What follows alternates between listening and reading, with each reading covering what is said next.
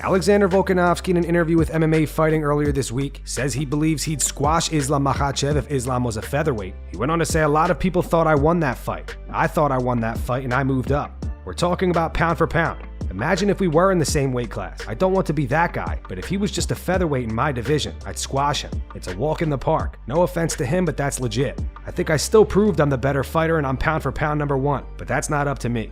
I think he thought he might have lost. He was even saying we need to do a rematch to his corner when he went back to his corner. He didn't say loss, but I mean he thought. We need to do the rematch thinking I was going to get my hand raised. Then he ended up telling people in the media backstage that he wants a rematch anyways. So he knows. I'm not taking anything away. It was a close fight. I think it depends on him. He knows that he's going to leave a bad taste in a lot of people's mouths. I've been there before. I know what it feels like, and he's going to want to prove it to people. I would if I was in his position. I wouldn't be happy with that. If he doesn't, we know why.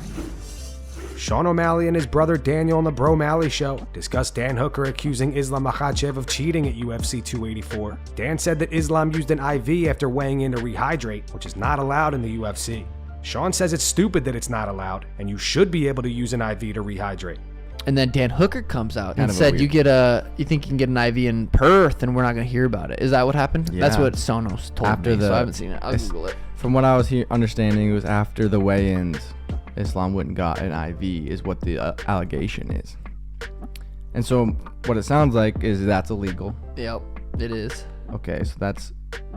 Why is that illegal? It's so stupid that it's illegal, but it is. You're not allowed to rehydrate that way. They're trying to make it to where you don't want to cut as much or whatever, I think. But I don't know. It's been illegal since I started cutting weight, so I've never rehydrated with an IV before. Gotcha. Because it just would make sense that they... I mean, you should be able to. And the UFC should provide that, so not only certain people are getting it or whatnot, but you'd think the UFC would provide that. So I wonder if that comes out.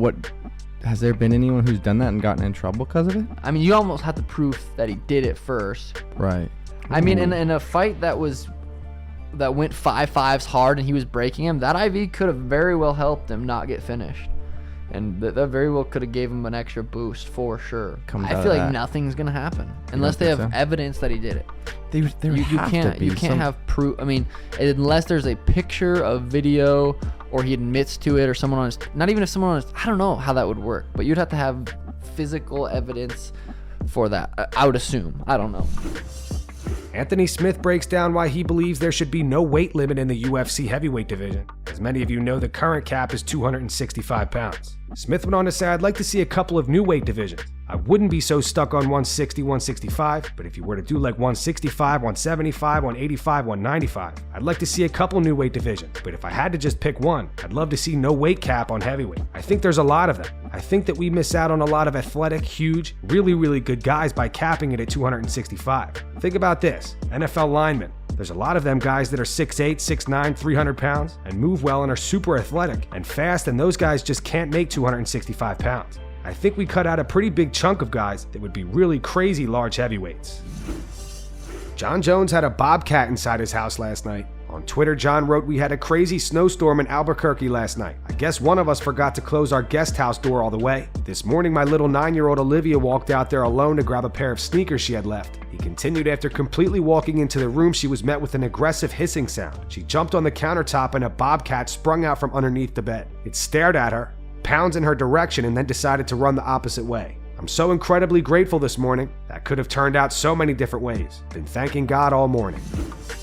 Justin Gaethje gives his reaction to the upcoming tough season with Conor McGregor and Michael Chandler. In an interview with the Schmo, Gaethje said it makes perfect sense. The man only fights people I beat, so what else? On who will win, Justin said, I don't f***ing care. On his upcoming fight against Rafael Fiziev, Gaethje said, trust in the preparation, the hard work, lifelong commitment that I put into this, and go in there and put that motherfucker to sleep. I do what I do. March 18th, I'm going to blow the roof off the O2 Arena. Every person in attendance will get their adrenaline rush and their money's worth. Stephen Thompson and his brother Tony on the What's Up Everybody podcast discuss Alonzo Menifield having Jimmy Crute hurt on the feet at UFC 284 and then deciding to clinch with him. Wonderboy is blown away by this and says that Alonzo essentially gave the fight away. Why? You're he could hurting have finished the fight at any moment in time. and he would just constantly engage in these grappling exchanges. He was already tired. Oh, yeah. You know what I mean? You're like, oh my God, I can't throw anything anymore. You know, let me just lay on this guy for a second. Let me take a breather. But when you have somebody hurt standing up, like that's how you hurt the guy. You hurt them standing up, and then they stagger, they fall down, and then you jump in their guard. No, dude. I've seen so many people recover from clinch. Don't let them grab you at all. He was rocking Crute, and he would just like, even Bilal mentioned it. He was like, dude, this guy, I don't know if he has low fight IQ or if he's just tired, but he needs to separate and throw. And they ended up, I mean, he essentially gave the fight away. Yeah. By doing that. He could have won the fight. He essentially gave it away. Hope you're listening, dude. Don't do that again. Okay? Or anybody out there. You have somebody hurt. And I know, I get why you do it, because in the referee's eyes, if you're on top of them and you're hitting them, whether they're clean or not, the referee will probably jump in and wave it off. But that's the deciding factor, whether you go another round or you finish it right there. Mm-hmm. Finish it right there. So the UFC released the new pound-for-pound rankings, and Alexander Volkanovski is still number 1, which is quite odd, considering the UFC tweeted that Islam was the new pound-for-pound number 1 numerous times the day after UFC 284. Here's one that says the new world pound-for-pound number 1, and nobody can take that away from him. They also tweeted hashtag and still the lightweight world champion, and new pound-for-pound number 1 in the world. This one says achieved his dreams, pound-for-pound number 1, and another one that says pound-for-pound number 1. Who should be next for Islam? Now, the UFC released the new pound-for-pound rankings on their Twitter last night, showing Alexander Volkanovski still at number 1. Islam has reacted to this. Islam said the road home is always good, no matter how long you fly. About the rankings, I never expected justice and still don't, because we saw in the example of our other fighters, Magomed Ankalaev, Petr Yan, saw the attitude towards us always. The main thing, I flew 13,000 kilometers there, defeated their champion, they raised my hand and with a raised head, confidently with a belt flew home.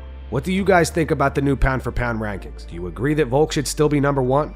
Post your opinions in the comments. And that's going to wrap it up for the news. Thanks for watching. If you enjoyed the video, be sure to subscribe to Full Mount MMA and click the bell icon to be notified when we post future ones. Here are the 3 top comments from last video. The first one's in reference to Dan Hooker accusing Islam Makhachev of cheating by using an IV to rehydrate after weighing in for UFC 284. The first one's from Ground Game Over Stand Up. It says Dan can't be making bold claims and then telling the public to prove him wrong. The second one's from Son Goku. It says it's been a day and Dan has still not given any concrete proof. Dude just throwing out accusations. And the final one's in reference to the potential exhibition boxing match between Jose Aldo and Floyd Mayweather. It's from Aaron. It says Jose deserves that Floyd fight money. Those were the 3 top comments from last video. If you want to be featured on the next one, all you have to do is comment down below. If you missed yesterday's news, click the video on screen to get caught up. And make sure to go subscribe to our second channel where we post our exclusive MMA interviews.